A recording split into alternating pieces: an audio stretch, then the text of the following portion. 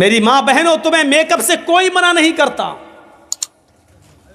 और जाओ, मौलवी जर्जीस एक जिम्मेदार मंच पर बैठकर, कुर्सी पर बैठकर तुम्हें जिम्मेदारी से कहता है तुम्हारे सामने कि तुम्हें मेकअप करने से मैं कभी नहीं मना करता हूं और न कर रहा हूं, शौक से करो। एक चीज की और इजाजत देता हूं, फेयर एंड लवली थोड़ी सी नहीं, पूरी की पूरी निकाल के लगा लो। मैं मना नहीं कर रहा हूं, जायज है तुम्हारे लिए। हैं? ये मौलाना क्या कह रहे हैं? हाँ, पाउंड्स की क्रीम पूरी निकाल के लगा लो। कल तक मैंने कहा था लिपस्टिक औरतें नहीं लगाएं, लेकिन सारी कंपनियों ने जिम्मेदारी के साथ यह बयान लिखकर WHO को दे दिया है कि हम लिपस्टिक में खिंजीर की चर्बी, सूअर की चर्बी नहीं मिला रहे हैं। इस बयान के आ जाने के बाद मौलवी जर्जीस अब तुम्हें खुल के इजाजत देता है कि तुम अपने होंठों पर जितनी लिपस्टिक चुपड़ना चाहो चुपड़ो, लेकिन याद रखना सिर्फ अपने घर के अंदर, अपने शौहर के लिए। समझ रहे हो? अल्लाह के रसूल ने फरमाया कि मर्द की खुशबू वो है जो उड़ती हो और महकती हो, औरत की खुशबू वो है जिसका रंग दिखाई देता हो लेकिन उसकी खुशबू छिपी हुई हो।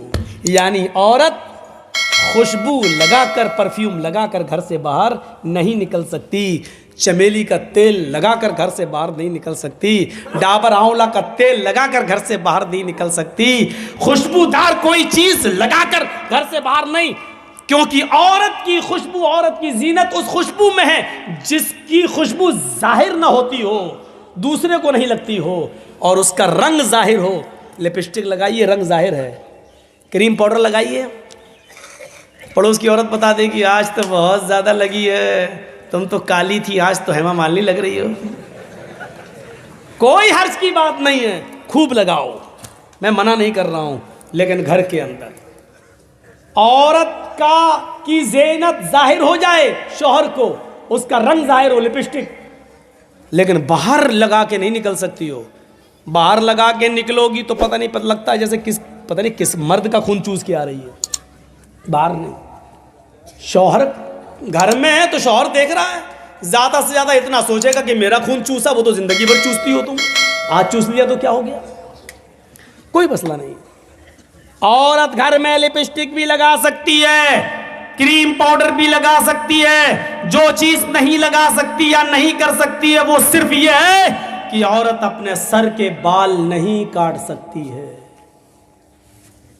इतने भी नहीं, इतने भी नहीं।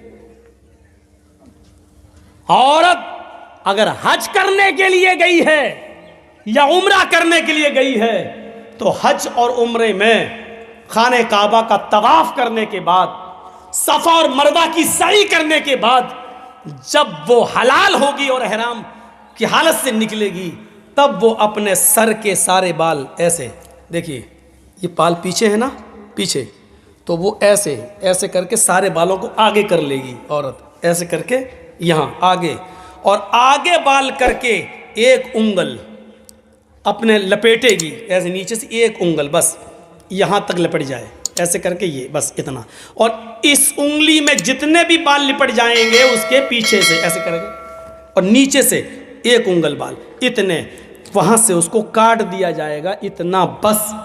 हज के मैदान में सफ़ा मरवा के चक्कर के बाद भी औरत को एक उंगल से ज़्यादा बाल काटने की इजाज़त मुहम्मदुर रसूलुल्लाह ने नहीं दी है। कैसे माँ बाप हो, कैसे सरपरस्त हो जो अपनी बेटियों को ब्यूटी पार्लर पर जाकर खुलेआम आधे आधे सर के बाल काटने की इजाजत दे रहे हो। हराम है औरतों का अपने सर के बालों को काटना।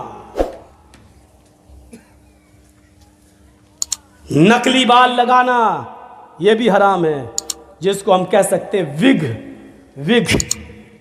विग इस्तेमाल करना भी हराम है औरत।